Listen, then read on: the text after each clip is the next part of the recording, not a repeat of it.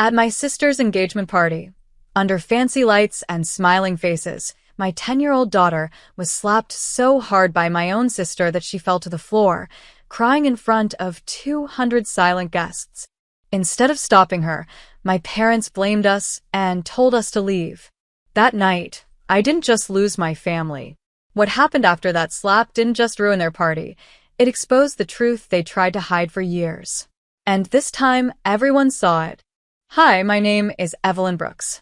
I'm 35 years old, a widow, and the mother of a 10-year-old girl who saved me in more ways than I ever expected. This isn't just a story about a party gone wrong. It's about the night everything cracked open, the masks, the family lies, and the silence I kept for too long. If you saw me on the street, you'd probably think I had things under control.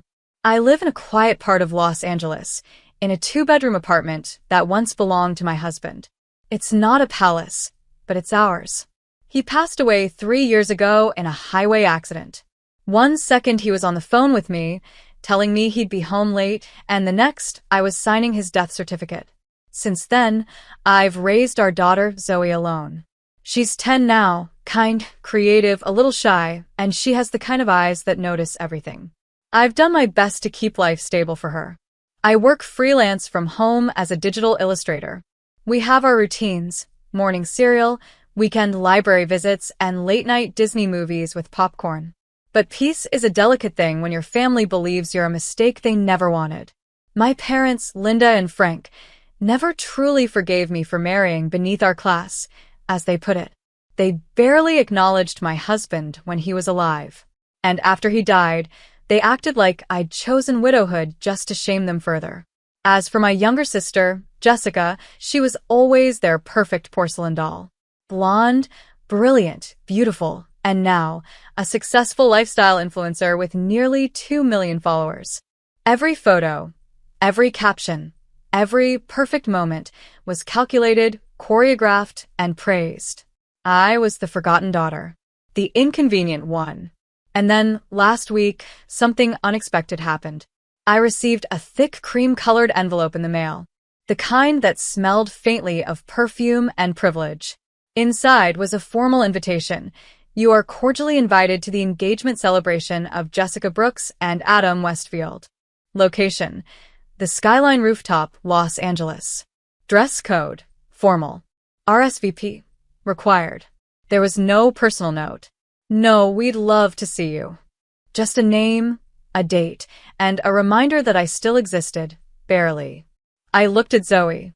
She was spinning in our small kitchen, her socks sliding across the tiles. She caught a glimpse of the envelope in my hand. "Is that from Grandma?" she asked, eyes hopeful. I hesitated. "It's from Aunt Jessica. She's getting engaged." Zoe's eyes lit up. "Are we invited?" I wanted to say no. I wanted to tear it in half. But instead, I said, "Yes, we are." I didn't know then that accepting that invitation would change everything. Zoe spent the next few days obsessing over what to wear. She eventually chose a soft lavender dress with embroidered daisies on the sleeves, the same one she wore to her last school recital. She twirled in front of the mirror, arms out like she was catching sunlight. "Do you think Aunt Jessica will like it?" she asked. I forced a smile. "She'll love it, sweetheart." I didn't say what I was really thinking. "If she even bothers to notice you."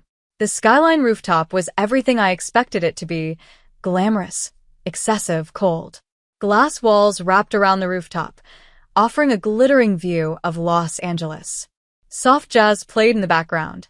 Waiters moved through the crowd in black ties, carrying golden trays of cocktails and hors d'oeuvres.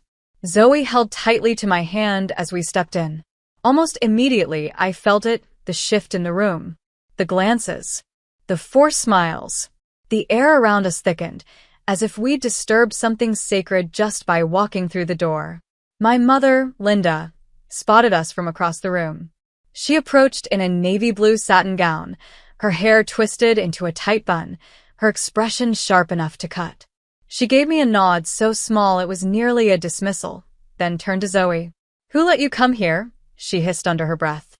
"This is an elegant event, not a playground." Before I could say a word, She placed a hand on Zoe's shoulder and pushed her, not forcefully, but hard enough to make her stumble. Zoe, already nervous, wobbled on her feet. And that's when it happened. The glass of red punch she'd been holding slipped from her hand. Time slowed. The punch flew through the air, arching in a perfect crimson wave, and landed directly on Jessica's pristine ivory gown. A loud gasp rippled through the guests. Jessica stood frozen, staring down at the stain blooming across her midsection like a wound. Then her eyes snapped to Zoe. "You stupid little girl," she shouted. "Do you have any idea what you've done? You ruined my dress." She raised her hand and, without hesitation, slapped Zoe across the face. The sound echoed, sharp and violent. Zoe let out a yelp and collapsed into sobs. Her hands flew to her cheek as her body folded in shame and fear. I rushed forward, dropped to my knees, and wrapped my arms around her. "What is wrong with you?" I screamed at Jessica. Before she could answer, my mother stepped in. "You never should have brought her here," she spat. "You've embarrassed us enough." My father, Frank, appeared beside her, expression stiff, voice flat. "Take your daughter and go." I stood up slowly, trembling. "I just need to explain." "No," Linda barked. "Security." 2 black-suited guards arrived. I didn't resist. I picked up my sobbing daughter and held her tight as we were escorted through the room like criminals. Behind us, I heard whispers, phones clicking, champagne glasses clinking. Jessica stood tall, her ruined gown clinging to her, lips curled in disgust. And just before I reached the exit, I caught a glimpse of Megan, an old friend from college. Her face was pale. Her phone was raised. She was filming.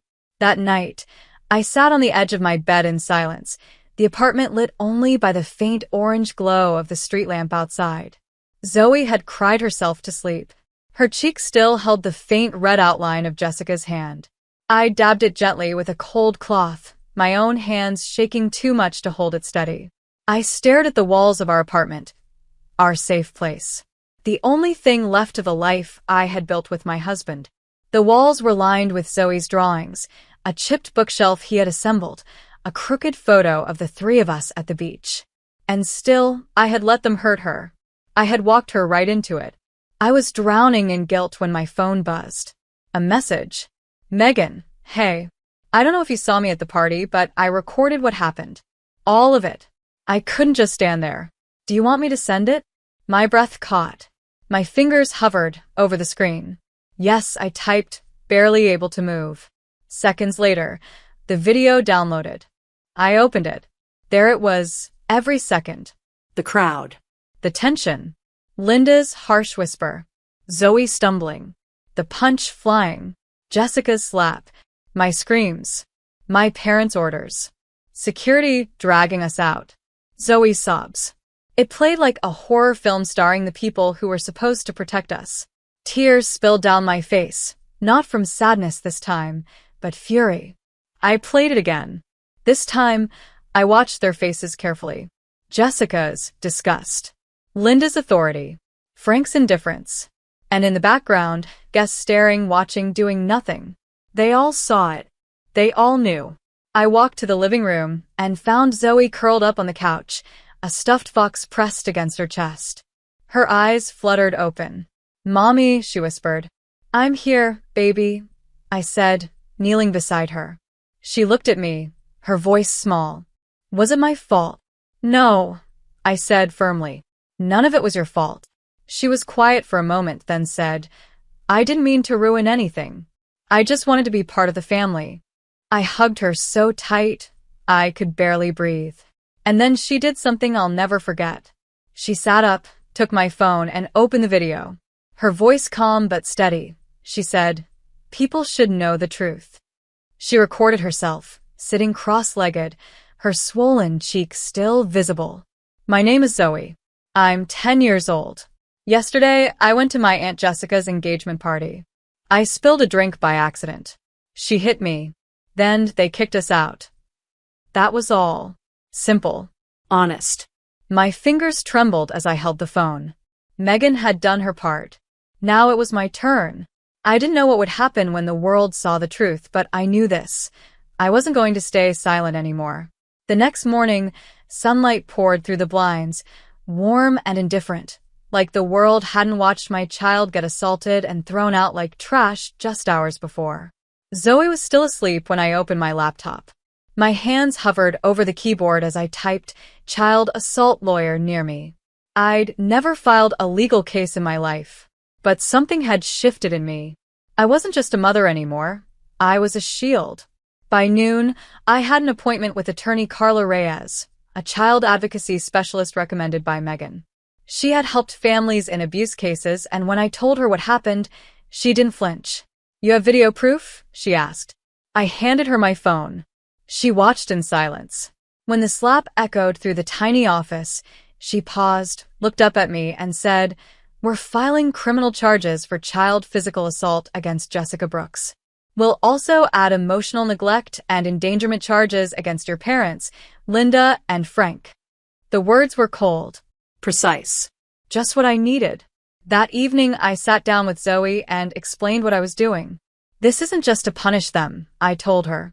"It's to make sure they can never hurt you, or anyone else again." Zoe nodded, her little fingers wrapped around her stuffed fox. "Are we gonna win?" "We already did," I said quietly, "the moment you told the truth." By the next day, a restraining order was filed against Jessica, Linda, and Frank. They were legally barred from approaching us or contacting Zoe in any way.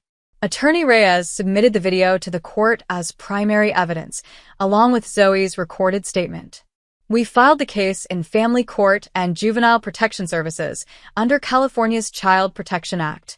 Reyes explained that slapping a minor in a non-parental role, especially at a public event, was a criminal offense. And because Linda and Frank failed to intervene and instead facilitated the ejection, they were also liable. It wasn't just a case. It was a message. You don't get to hit a child and walk away clean. Not anymore. That same night, I received a call from the court's assigned child welfare officer. She had seen the video. "We'll be doing a follow-up at your residence," she said gently. "Not because we doubt you, but because we want to show this child has someone who stood up for her." I looked across the room at Zoe, drawing quietly at the kitchen table. "Yes," I said, voice steady. "She does." I never expected what came next. Megan had asked for my permission before sharing the video online. At first, I hesitated. I wasn't interested in turning our pain into internet drama. But then I watched Zoe's recorded voice again, the strength in her 10-year-old words, the quiet heartbreak in her eyes. "This isn't revenge," I told Megan. "It's truth." She posted it that evening, a clip of Zoe speaking softly, followed by the raw footage of the party, the punch spilling, the slap, the cries, the crowd silence. There was no music, no editing, no filters. By morning, it had over 200,000 views. By lunch, #JusticeForZoe was trending on Twitter, TikTok, and Instagram. Parenting bloggers reposted it. News pages picked it up. Activists weighed in. Celebrities commented. "Unacceptable. She's a child." People weren't just watching, they were enraged. Why did no one stop her? Where were the other guests? This is what happens in perfect families behind closed doors. And beneath it all, one sentence echoed everywhere. "Zoe, we believe you." Jessica tried to respond. Of course she did. 2 days after the post went viral, she uploaded a heavily edited video to her page, soft piano playing in the background, her makeup carefully done to look undone, her voice trembling just enough. "I'm deeply sorry for how things looked," she said. "But I was under immense stress. There was a misunderstanding. I love my niece." She never said Zoe's name, never mentioned the slap. Instead, she suggested that the incident had been manipulated by people trying to harm her brand. Then came the worst part. She implied I had encouraged Zoe to act out for attention. I was shaking when I watched it. Zoe, who had been coloring quietly next to me, looked up. "She's lying," she said calmly. "I know," I replied. But the world wasn't buying Jessica's performance. Her comments section exploded. She hit a kid, and now she's crying for followers? Evelyn, we believe you and your daughter. Save the fake tears. The internet has receipts. Jessica started bleeding followers. Brands distanced themselves. Her upcoming product launches were canceled within 48 hours. Sponsors issued statements condemning her actions. It was a storm, but for once, it wasn't raining on us. Megan called and said they thought they could control the story. But you changed the ending. I wasn't celebrating, but I was breathing. Zoe asked, "Are we safe now?" I nodded. We're getting there. It was the third night after the video went viral when I heard a knock at the door. I wasn't expecting anyone. I looked through the peephole and froze. Adam, Jessica's fiancé, or maybe not anymore. He stood in the hallway wearing the same suit from the engagement party, jacket off, tie loosened, eyes heavy with something between guilt and shock. I opened the door slowly. "Hi," he said quietly. "Can I talk to you for a minute?" I didn't move. I waited. "I saw the video," he continued. "And the comments. I didn't know what to say until now. But I needed to say something." I stepped aside and let him in. Zoe peeked up from the couch, where she was holding her stuffed fox. Her eyes widened when she saw him, but she didn't say anything. Adam knelt beside her. "I'm so sorry for what happened to you," he said softly. "What Jessica did, what your family did, it was wrong. And you were really brave to speak up." Zoe gave a small nod and looked down. He stood and turned to me. "I didn't want to believe it," he said. "But after I saw it, I couldn't unsee it." I offered him a glass of water, which he didn't touch. He just stared into the distance like he was trying to piece something together. "There's more," he said. After everything happened, I couldn't sleep. I remembered Jessica had mentioned working with a PR team for the engagement, so I checked the shared email folder from our wedding planning. He pulled out his phone and opened a series of emails. There were messages between her and her manager. She was negotiating a $500,000 brand deal for our wedding content, behind my back. And she made it clear she was planning to push a prenup that would favor her once the hype died down. Then she'd move on. My mouth went dry. "She never loved me," he said quietly. "She loved the image of me." I didn't know what to say. Then Adam added, "I broke it off this morning. I told her mother. I've already ended all pending business deals and canceled the brand contracts." Zoe looked up from the couch.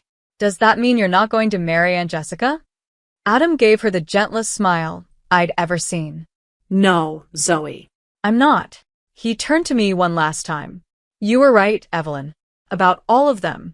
And I'm sorry it took this long for me to see it." And then he left. And for the first time in years, I felt like someone had finally stood beside me, not because they were expected to, but because it was the right thing to do. 3 days later, I received an email marked urgent. It was from my father. "We need to talk. This has gone too far. A private resolution meeting has been scheduled. Attendance is expected. No apology. No remorse. Just expectation." I stared at the screen, heat rising in my chest. For years, I would have deleted something like this without a second thought. But this time I didn't. I forwarded it to Attorney Reyes, who replied with a single line. "If you go, don't go alone." I took her advice legally and emotionally. I told her I'd handle myself, but I made sure Zoe stayed with Eleanor during the meeting, just in case. The venue was a neutral office space in Beverly Hills. Classy, quiet, impersonal.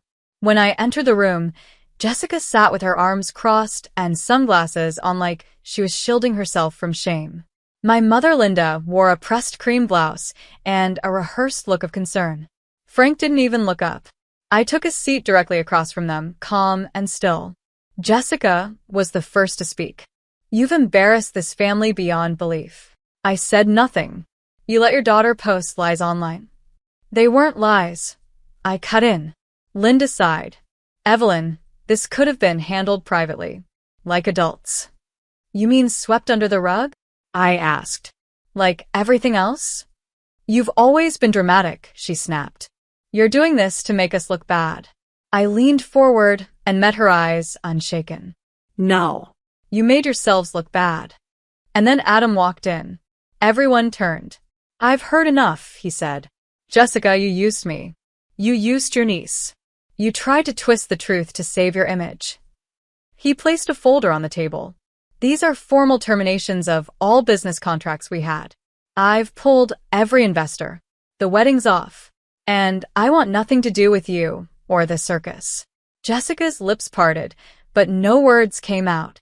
She looked like she was watching her world crumble in real time. Frank finally spoke. "Adam, let's not make a scene." "You already did," Adam said coldly. As I stood to leave, Jessica shouted after me. "You always wanted this, didn't you? To ruin me." I paused at the door, turned, and said quietly, "No." "I wanted you to love us. But since that was too hard, at least now we're free." And then I walked out. Zoe was waiting in the next room, coloring with Eleanor. When she saw me, she smiled and ran to me. That meeting didn't just end a chapter. It ended a legacy of silence I'd been carrying my entire life. The day after the meeting, I woke up to sunlight streaming through the blinds. Not the heavy kind that mocked your grief, but the kind that gently reminded you made it through the storm. Zoe was still asleep, curled under her favorite fox blanket, her mouth slightly open, her cheeks finally free of tension. The apartment, my late husband's apartment, felt different. For the first time in years, it didn't feel like a place I was clinging to. It felt like home. I made coffee, sat at the small dining table, and opened my laptop. The freelance jobs were steady, but something in me wanted more now. Not more money, more purpose. And that's when it came to me. I began designing a small online shop, a blend of digital prints, empowering quotes for single mothers, child-friendly art kits, and a simple mission: art that speaks when you can't. I called it Z plus E Studio. Within a month, we had over 10,000 followers on Instagram. Orders came in steadily. Parenting pages began reposting my designs. A children's charity reached out to collaborate. Zoe helped with packaging and even designed a few doodles of her own that we turned into stickers. She would hold them up and ask, "Do you think other kids will like this?" "I think they'll love it," I'd say. And people did. The same community that rallied behind Zoe's voice now supported our healing. Eleanor checked in often, more like a mentor than a mother-in-law. Megan became a regular visitor, bringing cookies and updates about the world we had quietly stepped away from. Jessica tried a few more times to control the narrative online, but the damage was done. Her voice had lost its grip. Linda and Frank, they obeyed the restraining order. Mostly because they didn't want further public backlash. But also, I believe, because deep down, they knew they'd crossed a line they could never walk back from. I wasn't angry anymore. Just done. One evening, as Zoe and I sat on the floor surrounded by sketchbooks and snack wrappers, she looked up and asked, "Is this what normal feels like?" I thought for a moment. "Not just normal," I said. "This is what safe feels like." She leaned against me, our pencils still in hand, and whispered, "I like it here." And I realized I didn't just win a case. I didn't just silence the people who hurt us. I built something better in their place. Something real. Something ours. It was a quiet Wednesday afternoon. Zoe was at her desk, drawing a fox in a superhero cape. I was responding to customer emails from the shop when my phone buzzed. Unknown number. I almost didn't answer, but something in me said I needed to. I picked up. "Evelyn," came the voice. Low. Familiar. My father. I said nothing. "I'm not good at this," he began. "Never have been. But that day in the meeting, I heard what you said, and I realized I should have said something. a long time ago." My hand tightened around the phone. He continued, "We hurt you. Not just now. For years. And I let it happen. I don't expect forgiveness. I needed you to hear that. At least once." There was a long pause. The kind that echoes louder than words. I closed my eyes and whispered, "Thank you." Then I added, "But I'm not carrying this anymore." He let out a breath. "I understand." And then he hung up. No pleading. No excuses. Just the sound of a door closing for good. That night, I pulled out an old photo album I had stored in the back of the closet. The cover was worn, its corners bent. Inside were pages and pages of family photos from when Jessica and I were kids. Birthday parties, vacations, graduations. Almost every picture centered around her. In one holiday photo, I was only half visible, hidden behind the tree. Forgotten even in print. Zoe sat beside me and flipped through the pages. She pointed to the picture with the tree. "Why weren't you in more pictures?" I smiled faintly and brushed her hair behind her ear. "Because they didn't see me," I said. "Not the way I needed them to." Zoe was quiet for a moment.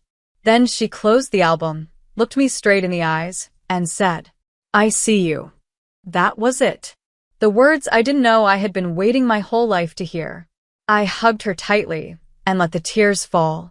Not because I was broken. Not because I was angry. But because I was finally free. The next day, I packed that photo album into a cardboard box and slid it into the back of the closet, not out of hatred, not to erase the past, but simply to make room for the life we were now building. One built not on duty or silence, but on truth, choice, and love. A few weeks later, I did something I hadn't done in years. I booked a trip just for Zoe and me. No obligations. No family. No hidden guilt in the shadows. Sedona, Arizona. It had been my dream destination for a long time. Something about the red rocks, the open sky, the silence of the desert always called to me. But there had always been some excuse to cancel. Not this time. We stayed in a small cedar cabin tucked just beneath the cliffs. There were no neighbors, no noise, no pressure to perform or prove anything. Just us. Zoe ran along the hiking trails during the day, collecting little stones and pointing out shapes in the clouds. At night, we sat outside wrapped in thick blankets, sipping hot cocoa and tracing constellations. There was no internet. No calls from lawyers. No reminders of Jessica's betrayal or my parents' absence. Just wind, stars, and peace. One evening, as the sun dipped low over the horizon and turned the rocks gold, Zoe and I sat on a wooden bench overlooking the valley.